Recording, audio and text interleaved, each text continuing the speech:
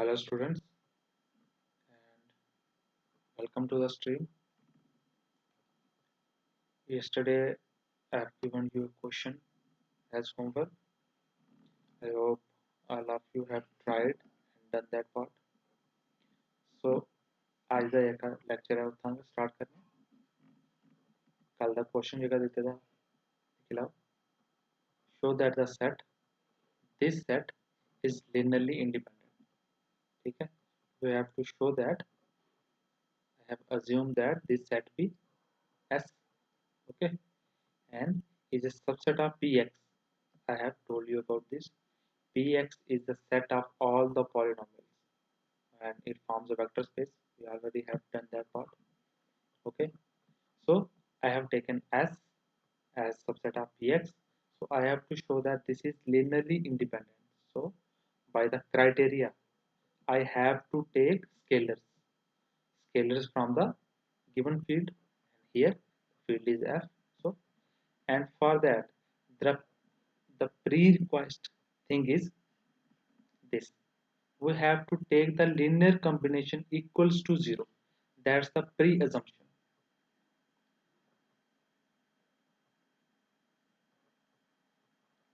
Okay, this is the pre-assumption, and on that assumption, if we are successful in concluding that all the alphas I have taken, that's alpha naught, see here, alpha naught, here is the gamma, alpha 1, gamma alpha 2, so on up to alpha, and here alpha naught into 1 plus alpha 1, here it is 1 into x plus alpha 2 into so on. So by the thing, see here I have written this and written 0 as this. I have told you as this 0 belongs to px. Okay, so I can write according to the situation as I want.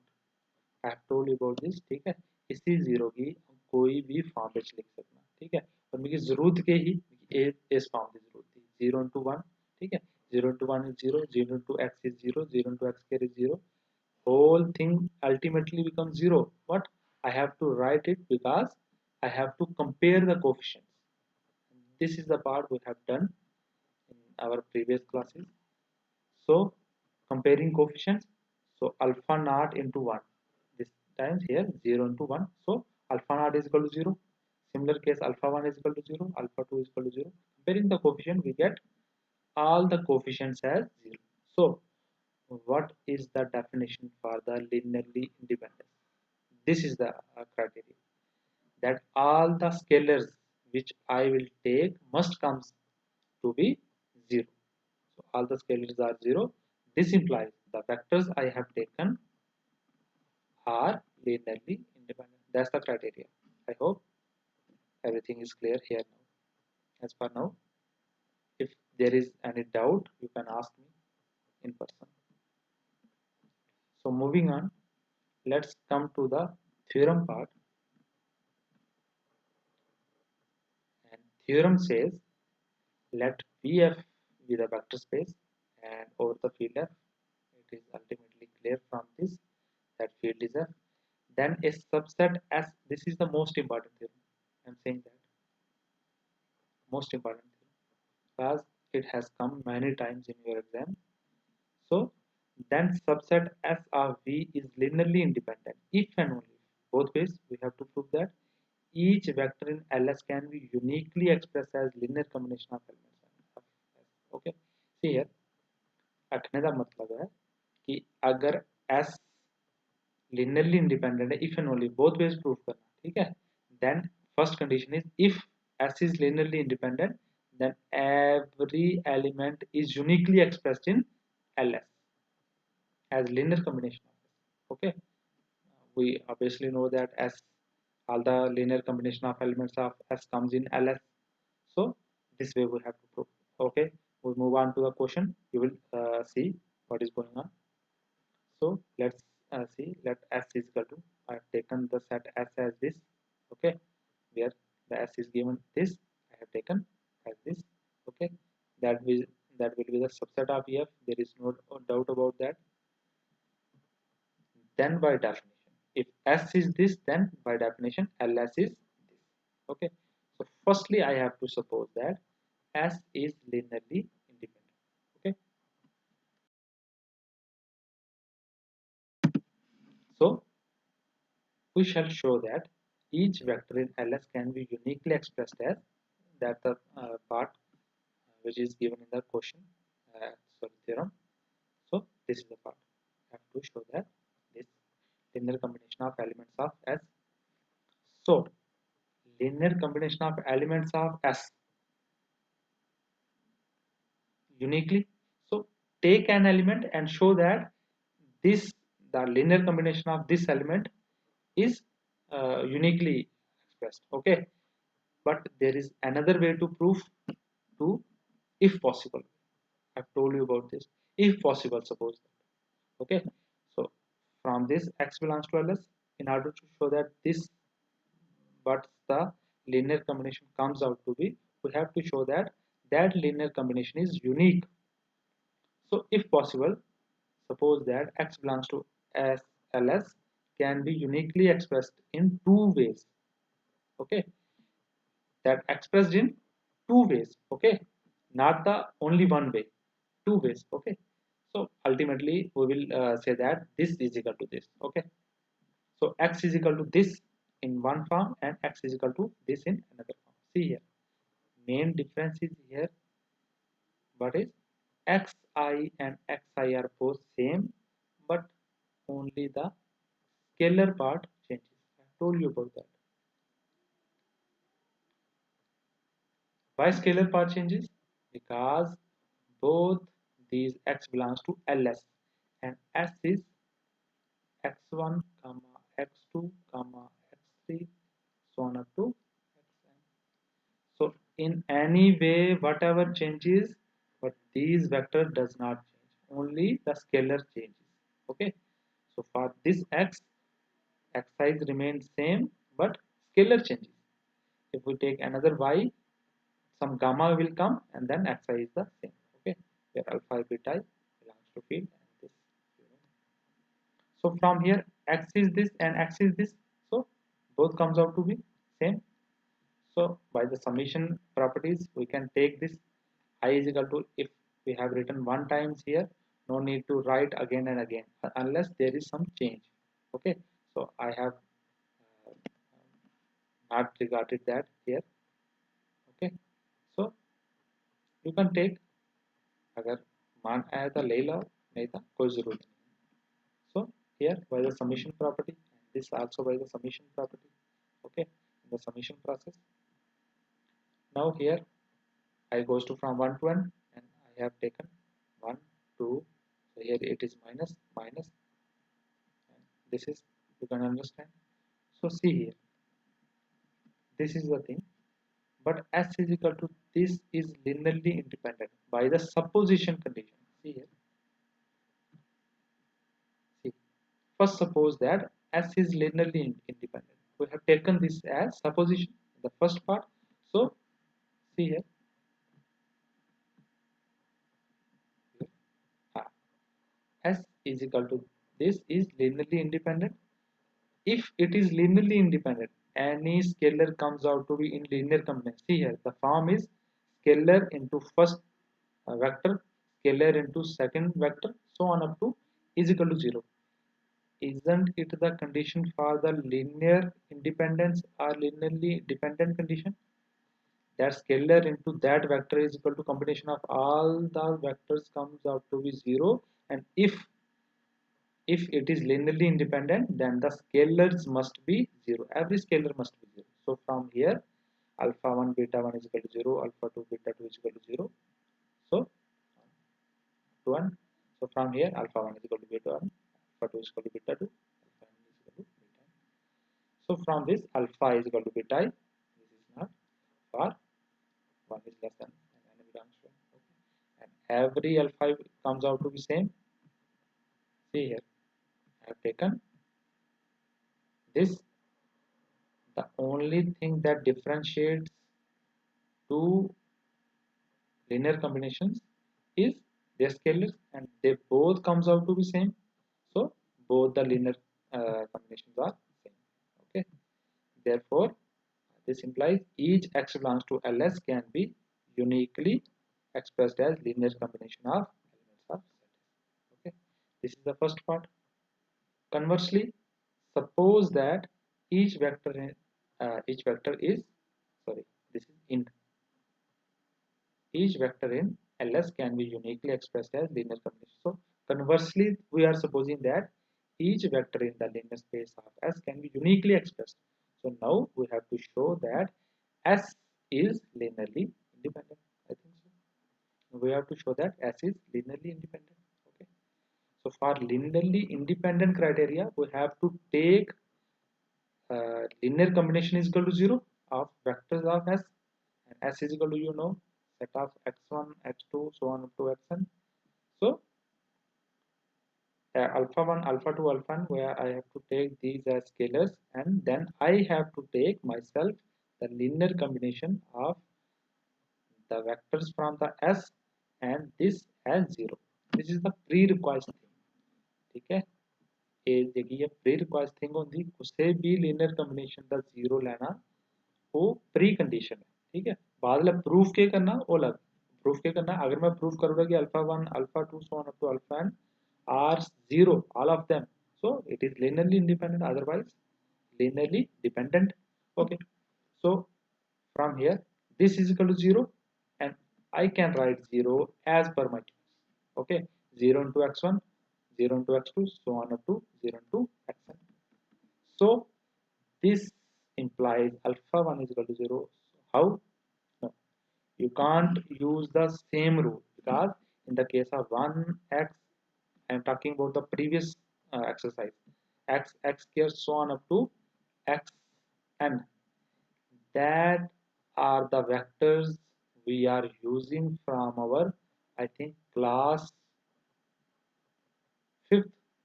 I think polynomials comes in the 5th. So from there we know the comparison method in these vector cases. But x1, x2, x3, xn can be any vectors. It may be polynomial, it may be functional, it may be something tuple form, we don't know. So normal comparison doesn't work. So from here alpha 1 is equal to 0 alpha 2, how it comes? Because there is the condition, that is 0 belongs to ls can be expressed as linear, can be expressed uniquely. Add the one word, uniquely, as linear combination of elements of S. So if 0 belongs to ls, we will all know that ls is a vector space and 0 definitely belongs to ls. So if any vector, because that's the precondition, we have assumed. Okay, so this 0 vector can be written uniquely in only one form. Okay? This is not written in any other second form. So if not written in any other second form, so comparison holds. Okay, you can understand this. This alpha 1 becomes 0, alpha 2, because uniqueness is there by the precondition. Okay, so by that uniqueness I have written this because this can be expressed uniquely as linear combination of elements of S. That is, all scalars are 0. If all scalars comes out to be 0 in the linear combination, then that set is linearly independent. I hope this is clear. If any doubt, you can ask me in person. Okay.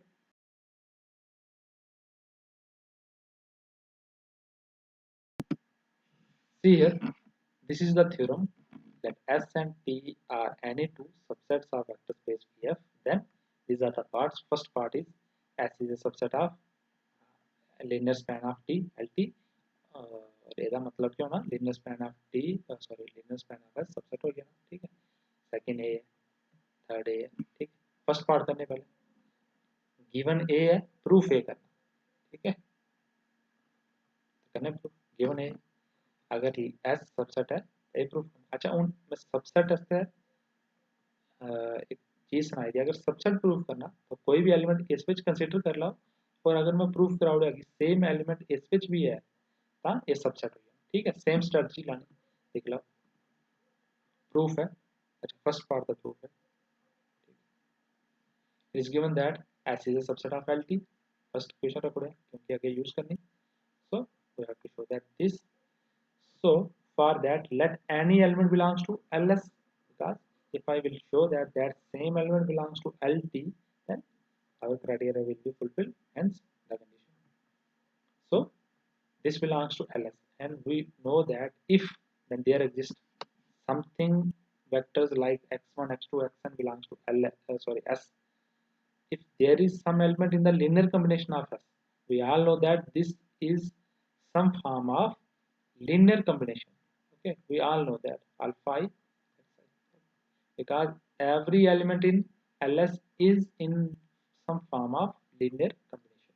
Okay, so I assume that there are some vectors x1, x2, xn belongs to S, and some scalars such that this x comes out to be this, because I've told every element in the linear span is in the form of some linear combination. A linear combination of what? Elements of S and from the field. Okay, so this is, I've taken it second because I have to use it further. Now, see here, from here x1, x2, xn belongs to S, and it is given that S is a subset of LT. This is the first. So belongs to, and x1, x2, xn belongs to LT, because from first, because S is a subset of LT. Okay. If anything belongs here, then it definitely belongs here.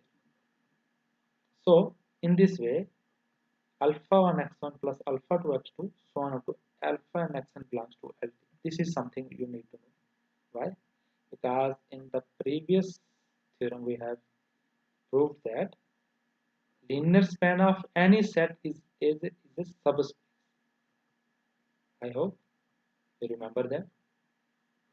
So for any element, सी एक चीज की तो multiple step पे भी लिख सकते हैं, क्योंकि पहले अल्फा 1 x1 बिलोंग करना, अल्फा 2 कामा करिए, ठीक है, मतलब एक स्टेप अगर ऐड क्या करना तो comma alpha 2 x2 comma alpha 3 x3 comma so on up to alpha N xn belongs to LT. Okay, because LT is a linear, sorry, vector space, so this is the property. And further addition property, ये सारे भी addition भी belong करिए, ठीक है, simple reason देखेगा because LT is a subspace of V. So alpha 1 x1 x2, this is what x, I have assumed that this has x, so x belongs to LT. So I have assumed that x belongs to LS, and I came up with the x belongs to LT. So for x belongs to LS, this implies x belongs to LT. This implies LS is subset of LT. That's what I need to prove. Okay. Now come to the second part.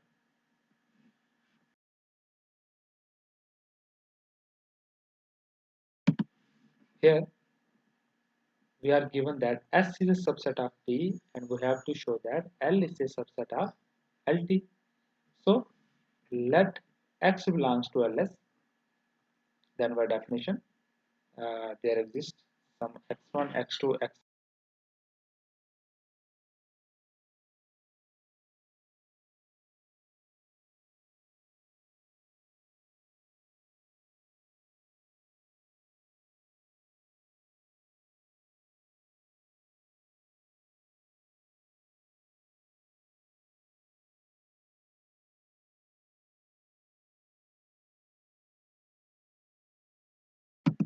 Okay, see here we are given that S is a subset of T. We shall show that LS is a subset of LT. So in order to show that this is a subset of this, that's a very simple thing which we have taken previously, that some x belongs to this, and if the same x belongs to LT, we are done.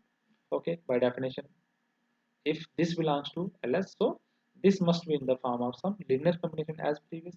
So for x1, x2, there exists, okay, there exists, and this, so x is equal to this, okay. we have taken that x1 x2 xn belongs to S, and by the previous this this question we are given that x is a subset of T. So this this so this belongs to T, and if this belongs to T, their linear combination with any alpha, okay, with the same alpha or with any other alpha, that belongs to LT. That's all LT means. If you are given some vectors in the set, then their linear combination always belongs to LT. That's LT, what it means. Okay, and we have taken that x is equal to in the above. You can see alpha 1 alpha 2 is equal to x, so x belongs to LT. So in the starting we have taken x belongs to LS, we come up with x belongs to LT, so LS is a subset of LT. That's all we need to prove. Okay, let's come to the third part, and I think this lecture is okay with the this thing, and further I will restart this lecture from the third part. Okay, that's all for today. Thank you.